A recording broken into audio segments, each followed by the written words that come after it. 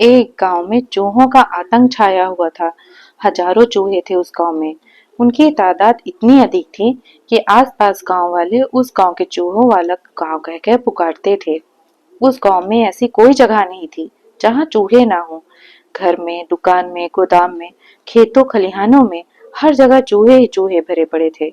यह चूहे ढेरों अनाज खा जाते, घर का सामान, कपड़े, कागज पत्र सब कुछ कुतर डालते।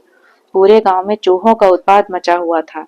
यहाँ तक कि मासूम बच्चों का कोमल शरीर तक भी ना ये कुतर लेते। चूहों के कारण गांव के लोग काफी नुकसान उठाना पड़ रहा था। गांव वाले किसी भी कीमत पर इन चूहों से छुटकारा पाना चाहते थे। इसलिए वे कई बार सभा भी कर चुके थे और कई बार शिकारियों को भी बुला चुके थे। मगर शिकारी भला चूहे को कैसे पकड़ते? चूहे खतरा भागते ही बिलों में घुस जाते।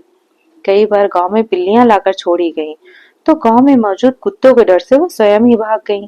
बेचारे गांव वाले थक हार कर बैठ गए और उन्होंने सब कुछ ईश्वर पर छोड़ दिया।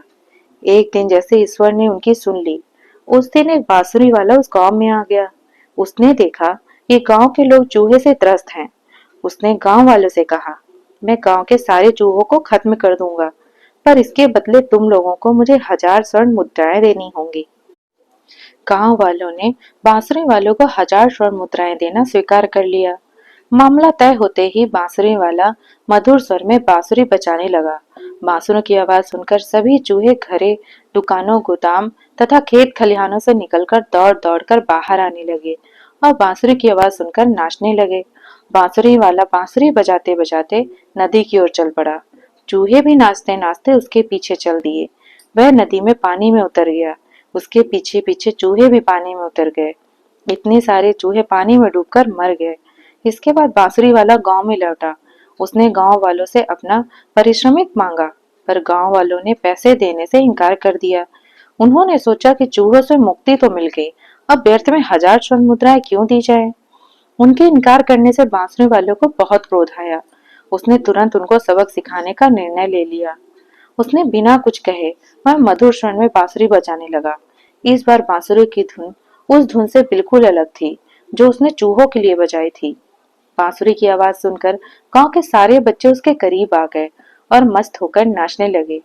बांसुरी वाला बांसुरी बजाता रहा और बच्चे मस्ती में नाचते रहे। बहुत देर तक ये तमाशा चलता रहा। गांव के लोग उत्सुकता से वह तमाशा देख रहे थे। फिर एकाएक ही बांसुरी वाला गांव से बाहर की तरफ चल दिया। बच्चे भी उसके पीछे चल दिए। अब गांव वाले चौंके। अब उनकी समझ में आया कि क्या होने जा रहा था। यह बांसुरी वाला तो उनके बच्चों को भी ले जाकर नदी में डुबो देगा।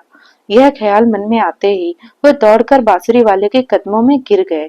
बोले, हमें माफ कर दो और हमारे बच्चों को छोड़ दो। हम तुम्हें 2000 स्वर्ण मुद्राएं देने को तैयार हैं। नहीं, अब मैं 10,000 स्वर्ण मुद्राएं लूंगा। तुम जैसे बेईमानों के लिए यही दंड उचित है।